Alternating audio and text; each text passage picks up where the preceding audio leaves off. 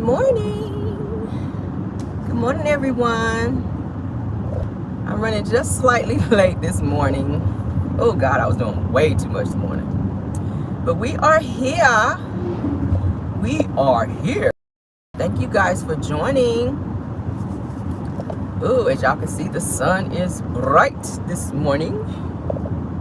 Oh, thank y'all for joining. This is Car Chronicles. For those of you joining for the very first time, thank you to all of my Caramellians and or followers for being here this morning. Good morning, Linda Gamble. Good morning. Ooh, we are in traffic, honey. We are out here. Roberta Collins, good morning, dear. Good morning, good morning. Who else we got here? Miss Annette Ford, Tanisha Breedlove, Sway, Lisa's World. All right, Lisa's World. All right, let's get on into this thing. As y'all see in the description, we're going to be, I want to talk a little bit about Destiny. Good morning, Francine Wayne. I see a lot of my day ones. Good morning, guys. I wanted to talk a little bit about Destiny, Vernita Salter. Good morning, Nikki Allen. I saw a live with Destiny yesterday. Something that kind of struck my interest, and I said I wanted to talk about and or discuss it. Okay, y'all know I cover everything as it relates to love and marriage Huntsville over here on my channel. If you watch the show and you're behind on anything, definitely catch up on my videos, and that should keep you caught up, because I do all of the reviews, anything that's going on with the cast or anyone related to the cast. Okay, yeah, so we're going to be talking about Destiny Payton Williams. All right, Ken Clark, good morning. All right, so I saw a live yesterday with Destiny, where she says that she is going to go ahead and turn her badge on her IG so that people can start supporting her, I guess, like financially. Okay, as y'all know, she's really going through it. I did a live, I want to say on my Car Chronicles, where we talked about her house getting ready to be sold. And Chris Fletcher is the actual agent who is selling her home. She does have a for sale sign out in the front of her yard where her house is being sold. She is facing eviction as well with her Madani store. She talked about that a little bit, but I think she kind of tried to clean it up just a little bit. Y'all know Destiny, she does not really give you true tea of what's going on with her. She's very private, and she kind of, you know, likes to lay it on thick when it comes to what's really going on with her, because I don't think she likes to really tell what's really going on with her. So my thing is, you know, she was pretty much saying I guess she wants people to support her now. She said on the show she didn't want a handout, that she didn't want people doing anything to her. I mean, not to her, but for her, because she does not like to have a handout, because she don't want people to be able to come back and say, hey, I did this for you, or I did that for you. And she was talking about Melody, when Melody gave her the $6,000 and then went on Carlos King's nightcap show and told the world pretty much that she gave Destiny $6,000 to help her because her utilities and bills were behind, you know. And I said the other day, I'm not the type of person to tell when I do something for someone, but sometimes you got to remind people. And I think that's what Melody was trying to do more so for Destiny. It was seeming like she was being ungrateful. As y'all know, Melody has 4 children. So $6,000 is a lot for her to come out of her pocket and give to someone. And when I say give, I mean give, because Destiny did not give the money back. She gave this money to this girl to help her when she was in a time of need. And then in return, she gave her ass to kiss, which I did not like that, because as I said many times, you do not know when you will need a person again. You don't want to ever burn bridges, because you don't know when you got to go back to that same bridge again. And I feel like if Destiny swallows her pride and put whatever this anger is, which I know it has to be something petty towards Melody, okay, the same person that was used to bless you before can help you again, but you got to swallow your pride and stop being so angry over nothing. It's like you're trying to prove a point. Destiny holds on to things. It looks like she has an issue with letting things go, and it be the smallest things, and it's keeping her from succeeding in life. God placed certain people in your life to help you, but when you don't do right by them, it puts you in a space to where you suffer. And that is what Destiny is going through right now.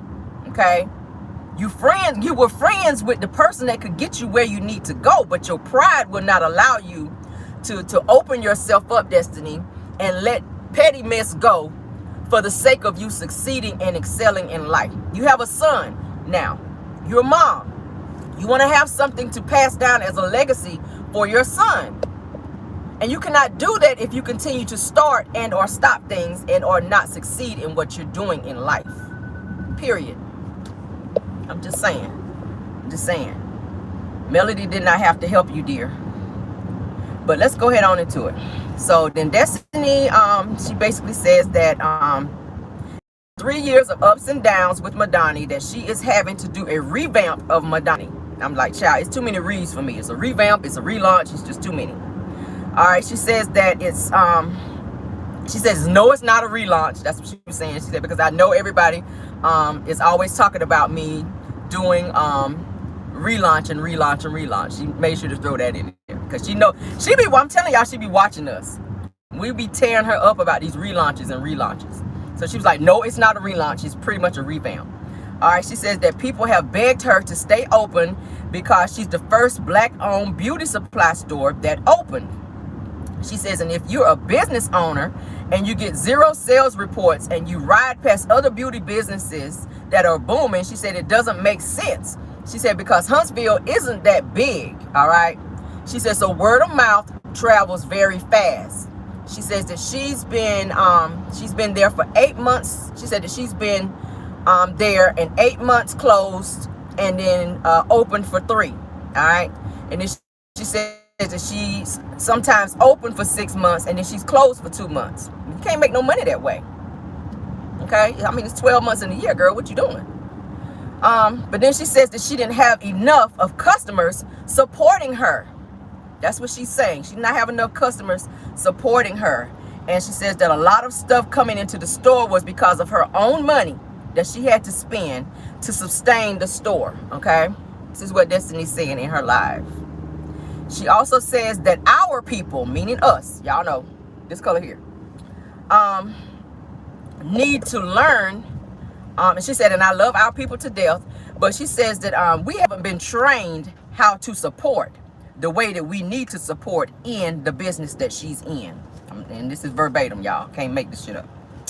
She says, and then a person asked Destiny, was she just willing to close the store and do an online store?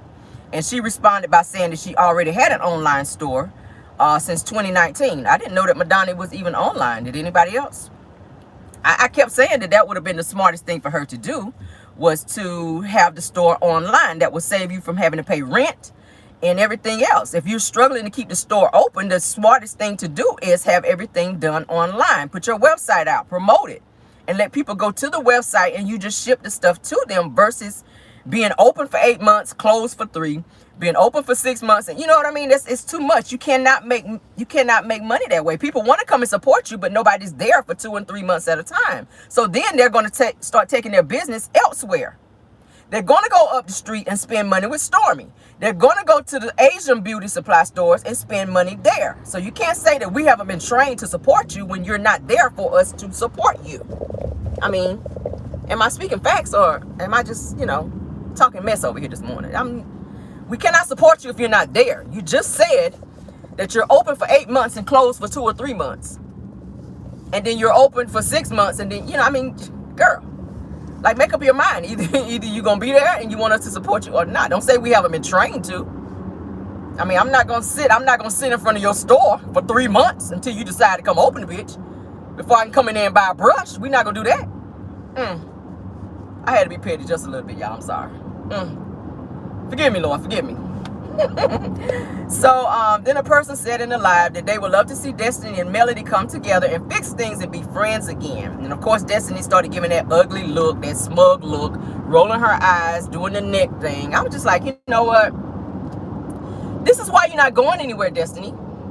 This is why you're not going anywhere. Because you're holding on to a made-up beef that you have created in your head with Melody. Like, what did this girl do to you that was so bad? If anything, the two of them have gone through pretty much the same thing. Both of you guys went through divorce. Both of you are mothers. Both of you are going through custody situations. That alone should be a bonding moment between the two of them. But my thing is this: when Melody heard that Destiny was talking junk about her in the hotel room through the walls, when she was sitting in there with her op, who is Tisha, talking junk about her, she saw Destiny for what she really was. Destiny came off as being two-faced. Destiny came off as being two-faced, and I don't blame Melody for cutting her off, because I cannot stand a person like that. Do not be one way in my face and get behind my back and talk trash about me. You're free to be friends with whomever you choose to be friends with, but when my name comes up in a conversation with that friend, as my friend, you should be able to say, hey, whoa, that's my friend. I'm not gonna sit here and bash my friend.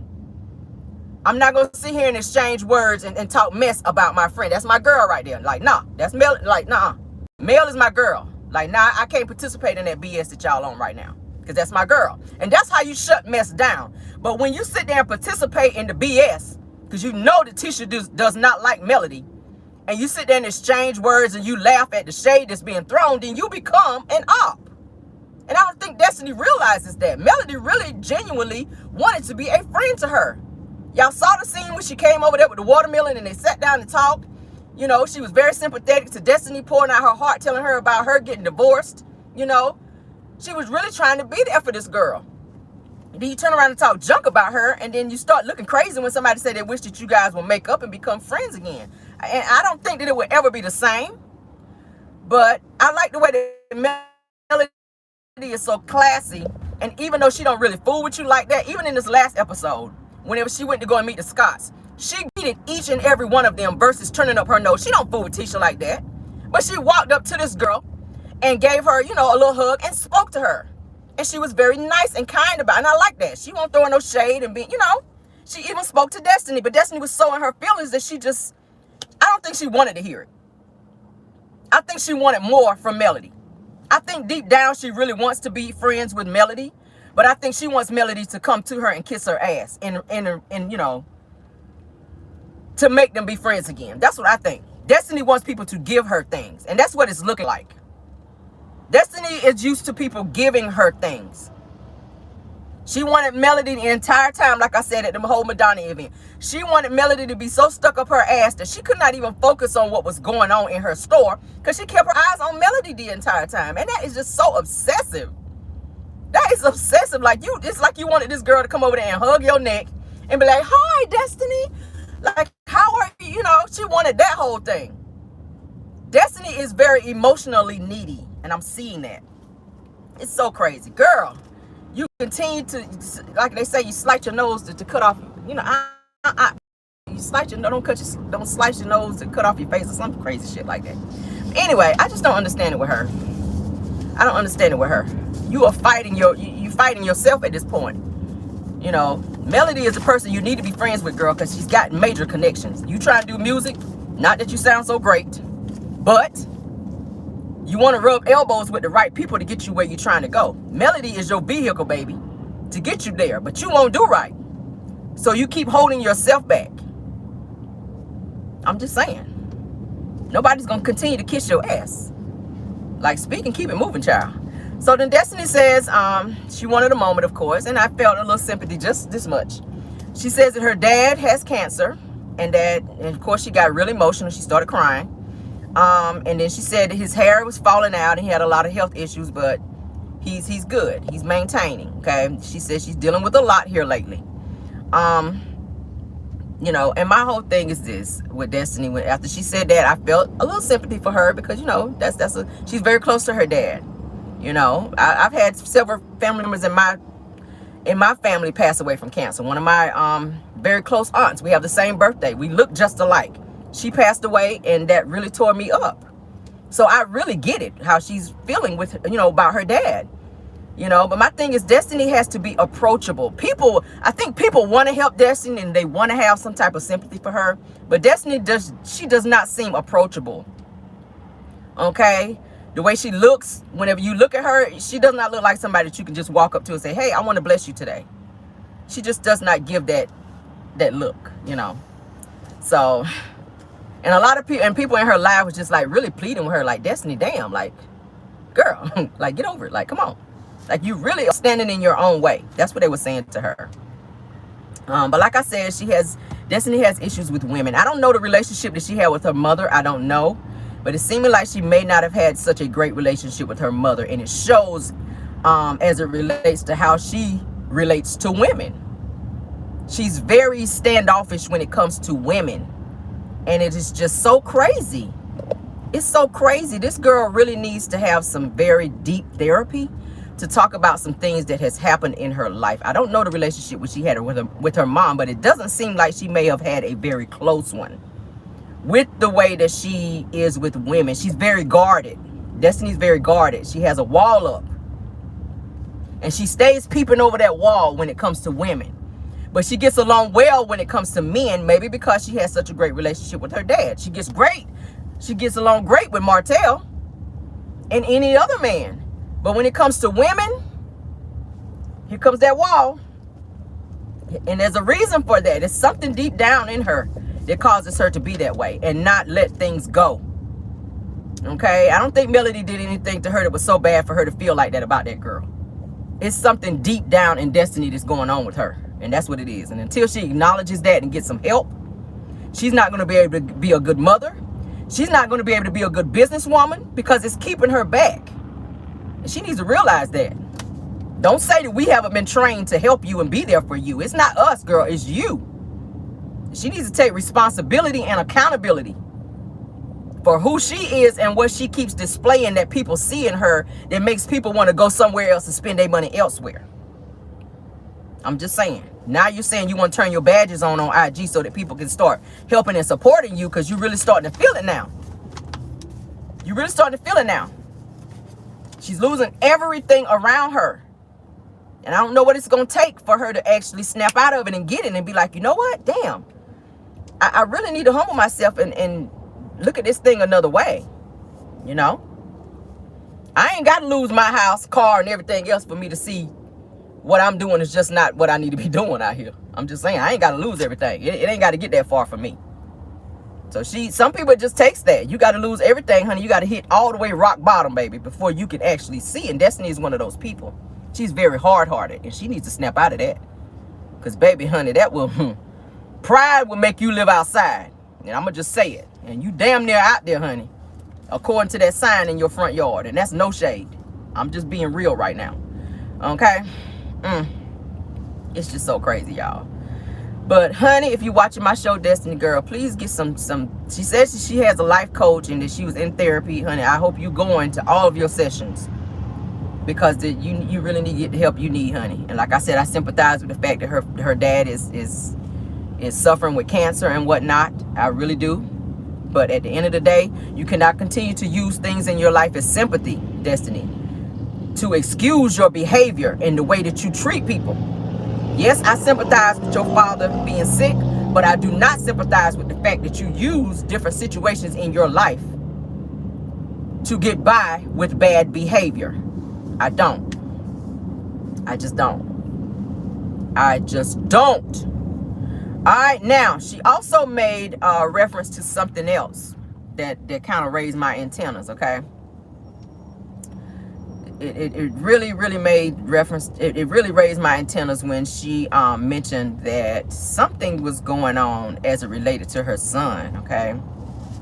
Yeah, her son. I wrote it down. Where she was saying that she did not feel that he was in a safe space, that something happened to him, her son, baby Law. Something happened to him while he was with his dad, I think she was saying. That made her feel helpless, and she said that is why she's in court now. She didn't feel that her son was, I guess, safe or something to that effect. Okay. I said, uh-oh, I don't know. What are you trying to say here now? I don't know what you're trying to say here, Destiny. What she was trying to mention, I don't know if she was saying that something happened with her son. Y'all know her son, she recently showed a live where her son had to have some type of medical attention. I don't know if it was related to that. I don't know. But she did mention that she's dealing with something that happened with her son to where she did not feel that he was 100% safe. Of course, y'all know he's with LeBerick most of the time. I don't know what happened, but she's fighting to get him back full-time. Okay, she wants to be a full-time mom to her son. But I don't know how that's going to happen if she's not stable enough to take care of herself. If you're looking at not having a place to stay, like, that's putting you further and further back in terms of being a full-time mom to your son. I don't think any court is going to give you full custody if you don't have a stable place to stay and you don't really have a stable income except for the show. I mean, LeBaric is stable in terms of where he lives and financially. So that's going to be very hard for her to be able to get her son back full time if she's not stable like that. And he is, you know.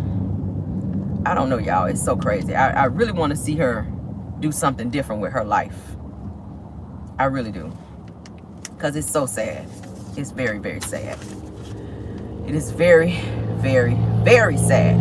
Okay, so what she was saying, she was, like I said, she was crying online recently on her live. She said because her son-in-law came home with some unexplainable injuries. Okay, that is what she said, and I'm quoting this verbatim. She said her son, baby Law, came home with some unexplainable injuries. She said it is a lot to deal with. Okay, and she says that that she can't really go into detail about it because it's a legal matter now, and that she's in court about it. But she said that it's made her feel very helpless and very vulnerable. I don't know what happened to him, but she said unexplainable injuries. That sounds serious. Okay. That sounds very serious. And then for them to be in custody court, I don't want to say what it is. I'm not going to say. But y'all read between the lines. If somebody said that their child had unexplainable injuries after they left, you know, being wherever they were with their father or whomever was in their care, and that she felt vulnerable and that she felt like pretty much her hands was tied and she was very emotional, then I don't know. Y'all, like I said, read between the lines. I'm not going to say it. But I'm reading verbatim what she had to say on her live, okay? So whatever the situation is, I hope that she figures it out. I hope she and LeBaric can co-parent amicably. I hope Destiny gets herself together if she wants to be a full-time mom. I think every mother should have their child if they are capable and if they're responsible enough, okay? I hope they can do it together. The only person that I don't feel should have their kids full-time is Martell, okay? He has anger issues. His son has already been injured in his care. I don't care what he has to say. If my son goes to stay with his father, which thank God, you know, my husband and I, we're married and we're all in the same home. But if we were not, if I sent my child to go and stay with his dad for a week or whatever, and my son got injured, I would hope that the dad would pick up the phone and call me and say, hey, something happened to where our son was injured, and let me know. Don't just send him home with a knot on his head with no explanation. I felt like Melody did what she had to do as a mother. You didn't call me, so bitch, why do I need to call you and run anything by you and or discuss it with you when you said nothing to me and just sent my son home all lumped up? Because you mad and in your feelings that you can't control things. If my son gets hurt in your care, you call me the day of and let me know as a mother. Okay? We don't play them kind of games when it comes to the children. And that's just how it goes. Martell is very petty. And that's not, to me, that's not being a responsible father to not pick up the phone and call Melody and let her know that y'all son was injured. And then you get mad because for 55 days the judge say you can't see your kids. Now that's on you, bro. Because you should have picked up the phone. You pick it up any other time to be petty. So you should have picked up the phone that particular day to say, hey, our son was injured. This and this and this and that happened. He's of age to where he can speak, Melody's son. He could tell you verbatim from beginning to end what happened. Whatever he told his mom, okay, was good enough for the courts to say, Martell, yeah, sit this one out for 55 days. You want to blame Melody when it's your fault for not calling her as the mother of your children to let her know what happened. Okay? It all goes back to accountability. And that's what it is. Okay? Not attorney, but the same judge as Melody and Martell. She's fighting the situation with her son, baby Law, like I said, to get full custody back. Regardless of what she keeps saying, my son is with me all the time. Yes, when it's your time to have him. But you are not the full-time parent. It appears that he is with his father most of the time. The Barrett has this child. Okay? So, ooh, child, it's a lot. It's a lot. I hope they figure it out. I hope they figure it out. Let's move on. I wanted to kind of do, I'm not going to call it a review review. I'm gonna say more so of a recap. I did want to say I wanted to review Real Housewives of Potomac if you guys watch it. It's just so much on this show. I want to do Married to Medicine, but they're already in the reunion. And they acted up a little bit. I didn't get a chance to see it all. I really don't see the point of Quad being on the show anymore for Married to Medicine. I don't see her point of being on there. She's not Married to Medicine anymore. I think that she's full of herself. I know a lot of people like Quad, but I really think the Quad is full of herself. And I really think that she needs to get off the show because she really don't have a storyline. This mess that she's doing with her nephew being on there is just a way for her to divert from really telling what's going on in her life. And yes, I said it. For those of you that watch the show. That is her way of trying to divert from telling what's really going on. Show us you dating. Show us you dating, Quad, while you in everybody else's business. Okay? While they're saying that she's sleeping with her contractors and everybody else on the show. Tell us what's really going on with you, Quad. I would love to see Dr. G and his new woman that he is with be on the show. He is still, almost married to Medicine. He's engaged to his new woman. I would love to see the both of them on the show and remove Quad. I don't see her point of being on the show. I just don't. I think it would be a perfect fit. I do follow Dr. G as well as his new fiance, and they appear to be very in love. He appears to be very happy. And it takes, let me tell you this, it takes a special type of woman to bring out the certain type of man in you. I don't think that Quad brought out the type of man that she was looking for in Dr. G. All right? I think she was more so looking at the fact he would have stability because he's a doctor, of the things that he could do for her and status. I think that's what Quad was looking for. She didn't want to give him no kids. This new woman, she's excited to give him children. She talks about being a mom. She wants to give him kids. Yeah, I said that's a great thing, honey. That's a great thing. I mean, that's what you do. That's what married people do. You get married, you spend some time together for a while, and then you talk about, bringing kids into the equation. That's what marriage is all about. You're building. You have children to pass a legacy down to. That's what it's all about. Quad didn't want to, she just didn't want to do that. And I'm not saying that Dr. G was perfect, but at the end of the day, that's really all he was asking from her. She wanted to be running around with these damn dogs talking about these are her kids, girl. Like, no. Honestly, I don't feel like they should have gotten married from the jump because both of their asses was in mugshots prior to them even getting married from having that big old dispute they had. So it was seeming like they had issues prior to that. But I feel like I said, Married to Medicine, I did kind of jump the gun a little bit. I feel like Quad should just be off the show and allow Dr. G and his new woman to replace her. And let's just kind of see how their life is, if she's willing to be on the show. Okay? She's a good look for him. I love the two of them together. Like I said, I follow them both. So, yes, honey. I'm all here for it. All right, so let's talk a little bit about Real Housewives of Potomac. All right? If you guys watch that show, I sure do. I like this show. Some of the cast, not so much. I'm gonna say Giselle is just not my favorite because I don't feel like she has a very reputable storyline. How she continues to keep breezing by every season is beyond me. But yeah. All right.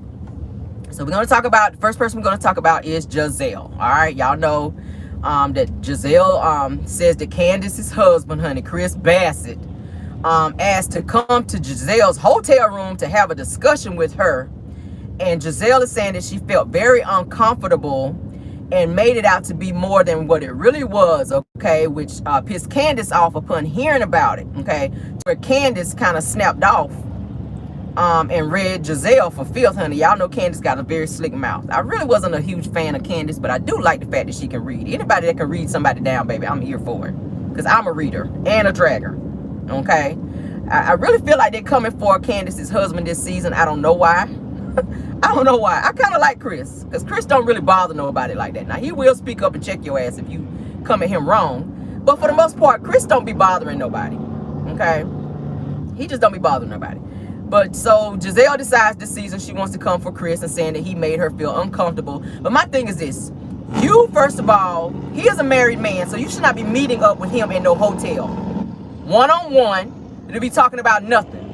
If you need to talk to me, you get my telephone number and call me. We're not about to be meeting up in no hotel to be having no conversation one-on-one, because things could be said You could say that I said or did something, and ain't nobody there but me and you, and who's gonna corroborate that? Yeah, we're not gonna play them kind of games. We're not gonna play those kind of games. And it appears that the two of them met there, and Giselle was saying she felt uncomfortable, and she asked Chris to leave, and he did. But my whole thing is this: Chris should have used his brain and realized that this is not a good idea. You already know how Candace is. If she would have heard about that, she would have flipped out. You should not have been in a hotel room with a single woman talking about you having no conversation. That was not giving, honey, at all. My husband know better to be on that type of bullshit. And shouldn't no female be needing to have no one-on-one conversation with you anyway. Bitch, talk to me. I'm the wife. If you got a problem. Now, if it's a man and you have an issue, then you talk to him. But don't no female should be having no serious issue like that the way you need to be calling my husband talking about you got to have a one-on-one conversation with him. Bitch, no, you don't. No, you don't. You about to have a one-on-one conversation with this Reed you about to get. And that's on period. 2 snaps up and 3 down. Okay? We don't play that. So that meeting up in a hotel, I need to have a conversation. No, you don't. You better reverse and get the hell out of here. On period. Okay? So then Giselle says that nothing was said or done, and that she asked Chris to leave, like I said, because he was a married man, and that it was going to be his word against hers, okay? But like I said, all last season, if she felt so comfortable with him being there, all last season Giselle was talking about and or referencing Chris's penis. Like, that's inappropriate. Chris is a married man. Why are you talking about his penis and what color it is and, you know, how you feel like it might look? Like, that was just inappropriate, girl. Now all of a sudden you so uncomfortable. Moving on, child, moving on. But like I said, Giselle stays coming for other people's men. She don't ever have a man. And every season she tries to use another man to come on the show for a storyline, to create a storyline, because she don't never have one. She tried to use Jamal. I already told you I can do a whole live about him. Okay, I can do a whole live about Jamal Bryant right here on my channel, baby, and drag and read from the time that I say, hey, good morning, until the time that I say, all right, goodbye. I can read and drag his ass from there to there, from Genesis to Revelations, baby. Okay, from the table of contents to Revelations, I can read and drag his ass. Yes, I can. Yes, I can. Giselle is a hot damn mess. A hot damn mess. She don't have no storyline. While her ass is standing out there in that abandoned building that she calls a house, okay, with the gorilla glued, super glued west wing over there. Yes, I'm gonna read and drag that house. I said, girl, you done been on the show long enough now. We done had you a good old nice house. You see all these other people on the show with a nice home. You done been on here every season. And everybody got to pull up to this abandoned building that you living in out there. Nah. Yeah. And she stay Apollo line. Not apologizing, but Apollo lying. Yes, she does. You apologize and sit there and be lying at the same damn time. Apollo lying. That's the word I made up, y'all. You can use it if you need to. She stays doing that.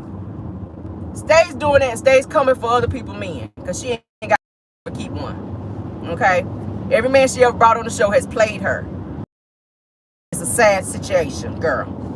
Out here on the show dressed like Rumpelstiltskin. She can't dress to save her life. Every time you see her ass is dressed like Rumpelstiltskin. I be like, girl, get it together, honey.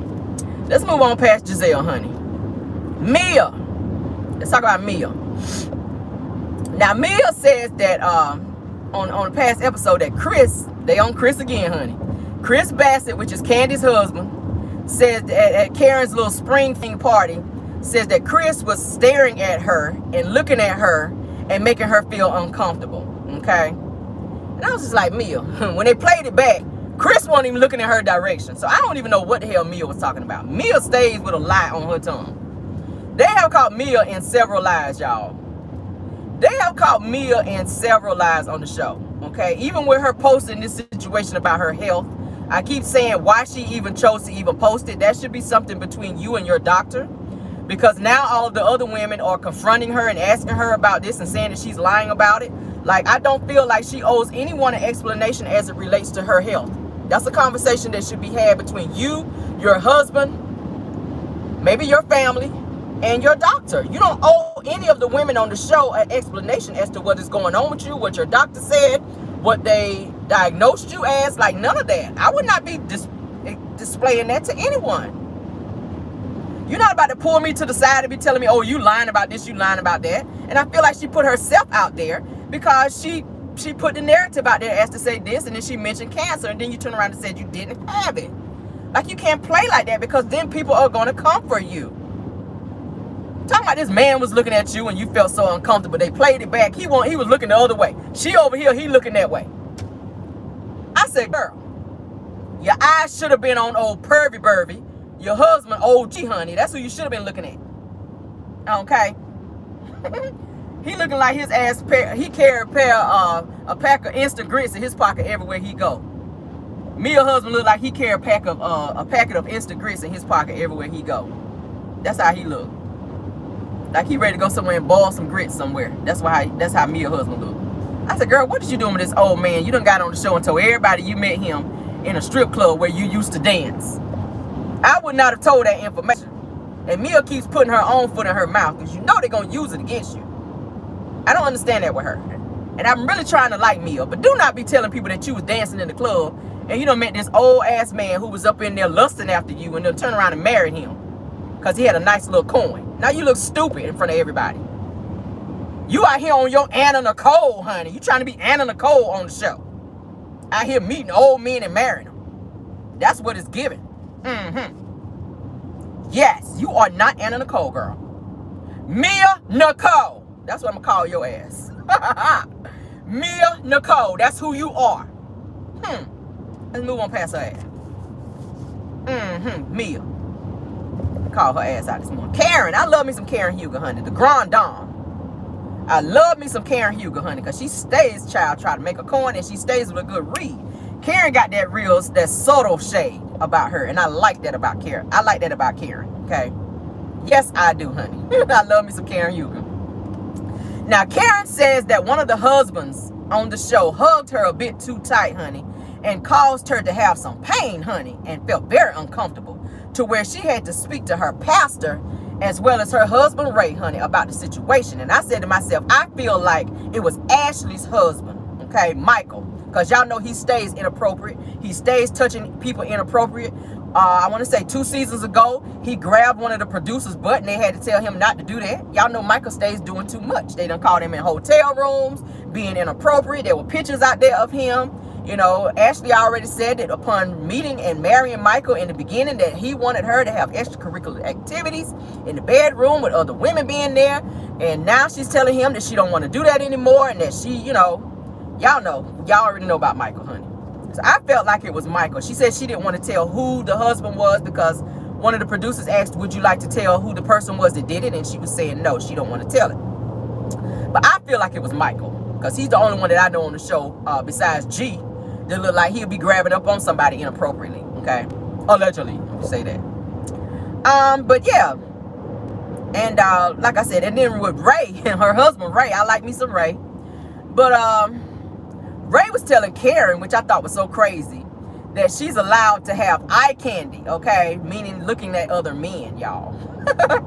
Looking at other men. But then, y'all know, Ray said he had like a little fun type of flirtiness when it comes to Katie. Y'all remember Katie that used to be on the show.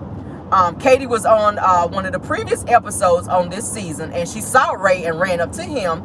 I didn't like the way she grabbed him and was grabbing his butt. Like, that's super inappropriate.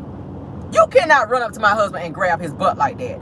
And Karen kind of laughed it off. I was just like, like that would not work for me. That would kind of piss me off. Like, hands off, Katie, hands off.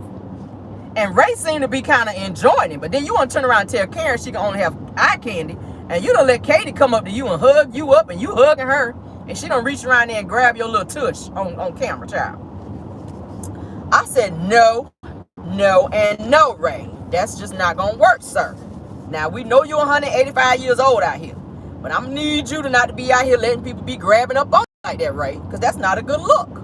Especially when you be trying to tell Karen that she can only be looking and not touch, and you allowing yourself to be touched out here. Okay? Nope, and nope. All right, so let's talk about Ashley Darby. All right, let's talk about Ashley Darby. What I do not like about Ashley is that, well, I'm going to say this. I respect Ashley for trying to get her coin. She is married to Michael, who is 197 years old, okay? Yes, Michael is 197 years old. His old ass child. I'm surprised that he was able to make 2 kids as old as his ass is. Y'all know he and Ashley have 2 boys now. Okay, their oldest boy who looks just like Michael. Okay, he looks just like a mini Michael. Yes, he does. I am surprised his ass, because I said I know he won't shoot nothing but worms. So I was surprised that he was able to make kids.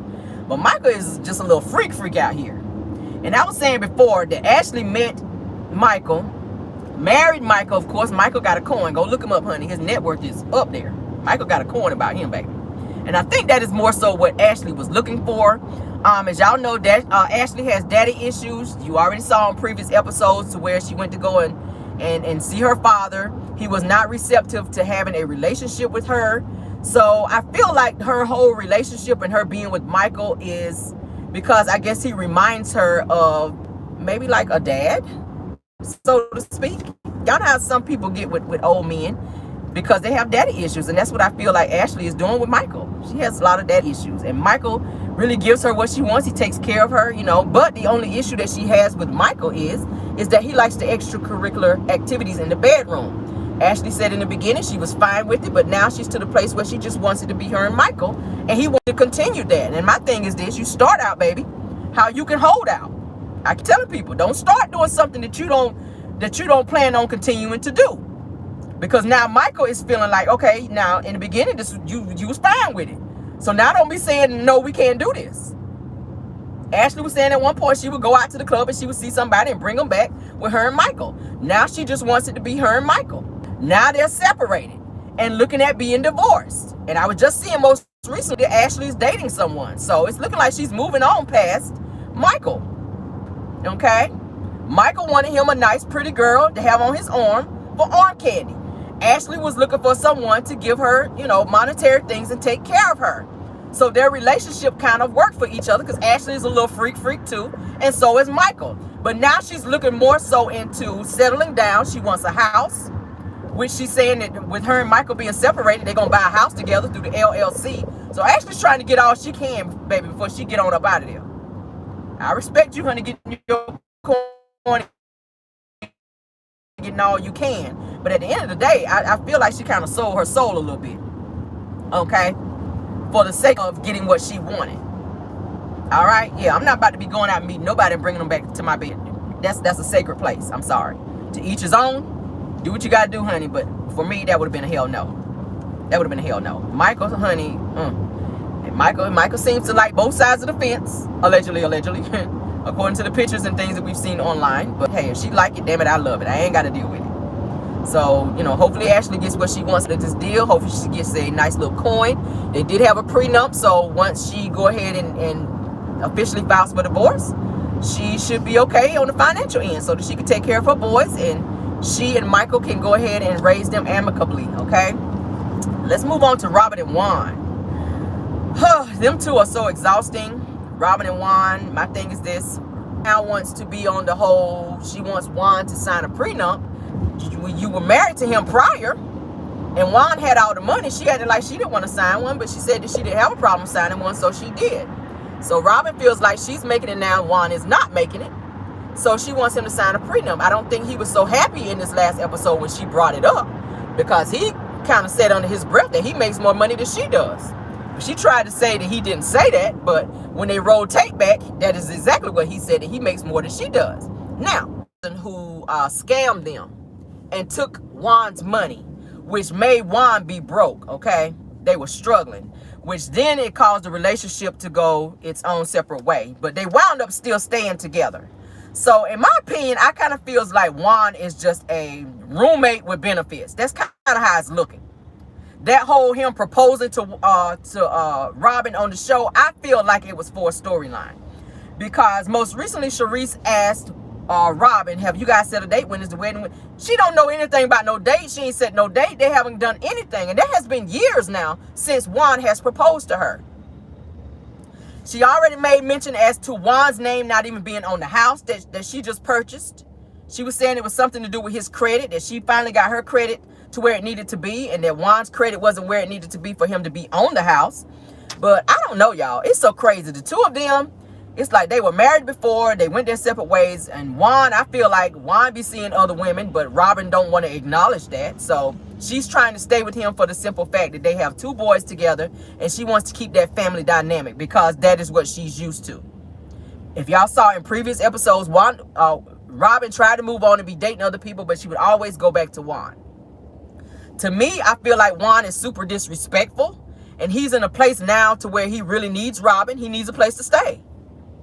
If y'all saw him on last season when Robin was at that warehouse trying to get her hats and stuff together, the way he talked to her when he came outside, Robin went up to the car and was trying to talk to him. He rolled the window up on her mid-sentence and drove the hell off. I was like, damn, that's so disrespectful.